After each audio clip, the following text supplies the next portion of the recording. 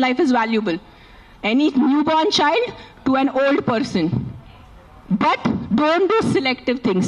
The selective thing నేను చెప్తున్నాను, ఈ సెలెక్టివ్ది మీకు ఏ భగవంతుడు మీద మీకు నమ్మకం ఉంది, ఏదైనా రిలీజన్ అనుకోండి, ఆ మేకర్, ఆ గాడ్, ఆ భగవంతుడు మీకు ఎవ్వరికి క్షమించదు. అది నా మాట ఈరోజు రాసి పెట్టుకోండి. మీరు మీకు మీ మొత్తం ఎంటైర్ జనరేషన్స్కి శాపం వస్తుంది. ఇది నా మాట, నిలబడండి ఈరోజు. జస్ట్ మీకు కాదు, మీ మొత్తం జనరేషన్ నాశనం అయిపోతాయి. మీరు ఇన్నోసెంట్ ప్రాణుల్ని, నేను కుక్కల గురించి మాట్లాడలేదు. See I'm vegetarian, I'm also almost vegan. ఎప్పుడు నేను when I'm travelling I have little milk. So నేను అబద్ధం చెప్పట్లేదు, ఐఎమ్ నాట్ 100% వీగన్, అందరికీ తెలుసు ఇక్కడ. But what I'm saying is all lives have importance. మనుషుల లైఫ్ అన్నిటికన్నా విలువది, because we are the top of the pyramid.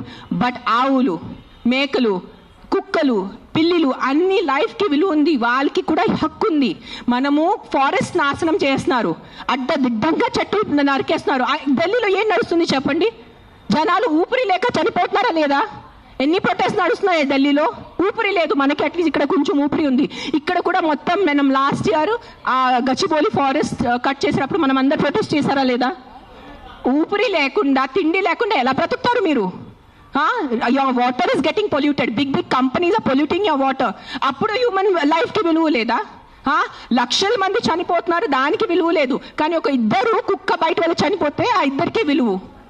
Look at your environment. You can not eat stone, you can not breathe money. మీకు డబ్బు తింటే కడుపు నిండదు, తినేది అన్నమే, తినేది పప్పుే మనము.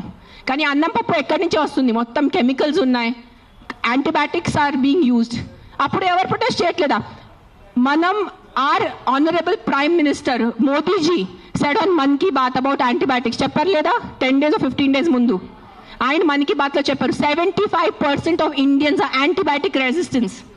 అప్పుడు ఆ హ్యూమన్ బీయింగ్స్కి వాల్యూ లేదా? కన్వీనియన్స్ వదిలేండి అందరూ.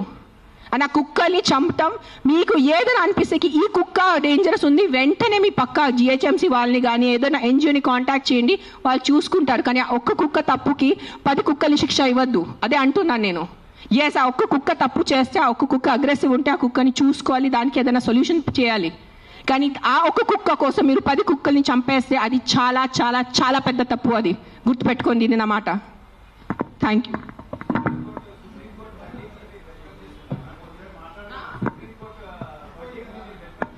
ఏంటో వర్డిక్ట్ ఏదైనా తొక్కతలా ఉందా? ఏదైనా సెన్స్ ఉందా వర్డిక్ట్లో? కాదు. Supreme court we keep on looking up at supreme court, the highest institution, highest న్యాయం కోసం మనం వెళ్ళేది సుప్రీంకోర్ట్. ఆయనకి ఏదో పర్సనల్ ఏదైనా ఉంటుంది, 100% ఏదో కుక్క ఆయనకి ఏదైనా చేసి ఉంటారు.